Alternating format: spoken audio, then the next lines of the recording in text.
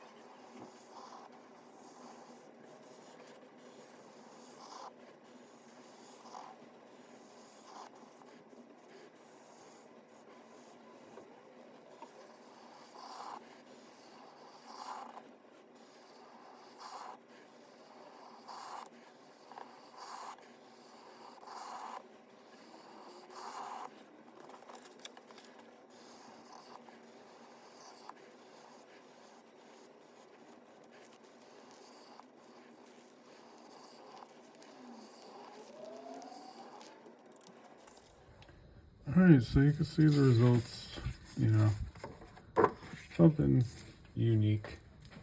But that's the idea of the irregular contour lines. And you can do all different types of stuff. Like, you know, we have this example here. You know, then maybe you want to do like some squares. And you could do those squares in the square, in the square, and you just keep going, you know. Or maybe a circle. It's up to you. But you can create these backgrounds that are like trippy if you're willing to put in the amount of hours it takes, you know, to continue to do them. But, you know, you just got all types of shapes you could do. I just wanted to give you guys a little lesson, something I learned in school. So, figured I'd teach you guys too. But, you know, you can do, you know, these type of lines. You know, you can do points. You know, you can do, you know, straight line. You know, you can do dotted line. You know, you can do, you know, zigzag line. You know, there's many things you could do. You know, just, you know, curved line. You know, straight line. Anything you want. You know, a line is considered a point because you're pointing your arm this way, right?